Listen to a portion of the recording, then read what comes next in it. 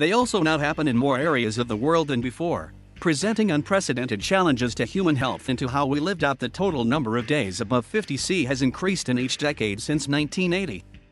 On average, between 1980 and 2009, temperatures passed 50°C about 14 days a year. The number rose to 26 days a year between 2010 and 2019.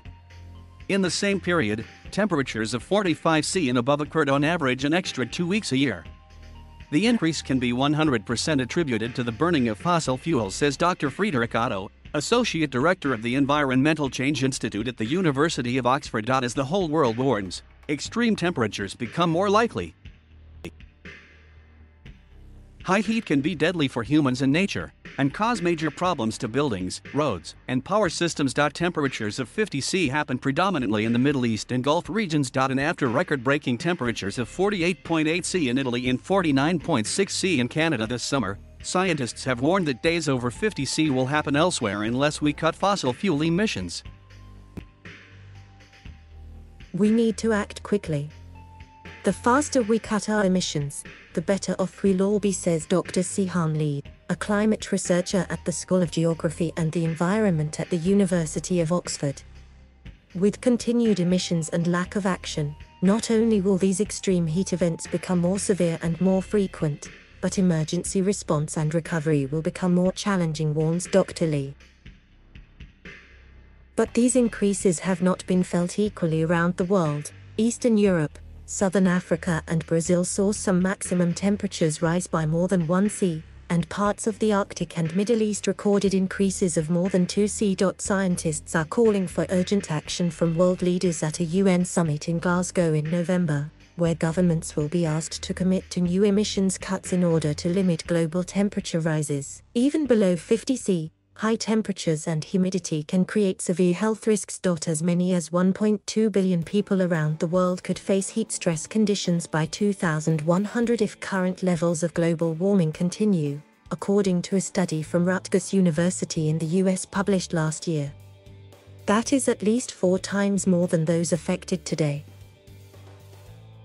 People are also facing difficult choices as the landscape around them changes, as extreme heat makes drought and wildfires more likely.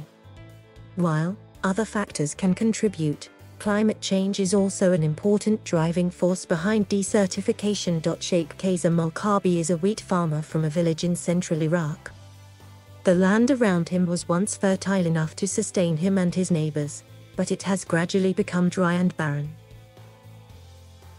All this land was green, but all of that is gone. Now it is a desert, drought.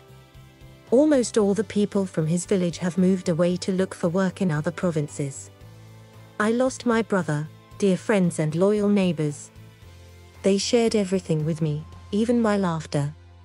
Now nobody shares anything with me. I'm just face to face with this empty land.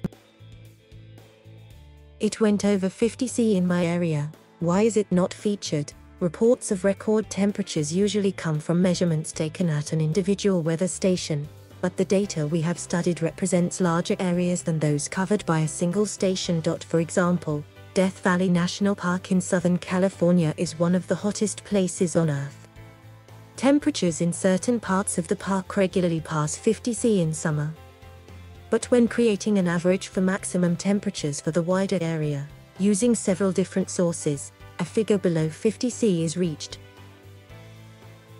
Where is the data from? Here are 5 combines actual weather observations from many sources, such as stations and satellites, with data from modern weather forecasting models. The process fills in gaps created by poor station coverage in many parts of the world and helps us to understand climate change. What analysis have we done? Using the maximum temperature for every day from 1980 to 2020, we identified how often temperatures exceeded 50°C. We counted the number of days and locations with a maximum temperature of 50°C or higher for every year, to determine the trend over time. We also looked at the change in maximum temperatures. We did this by working out the difference between the average maximum temperature over land and sea for the most recent decade compared with the 30 years before. Averages of at least 30 consecutive years are known as climatologies. These are used for showing how recent periods compare to a climate average. What do we mean by location? Each location is roughly 25 square kilometer, or about 27 to 28 square kilometer at the equator. These grids can cover large areas and may contain many different types of landscape. The grids are squares of 0.25 degrees latitude by 0.25 degrees longitude.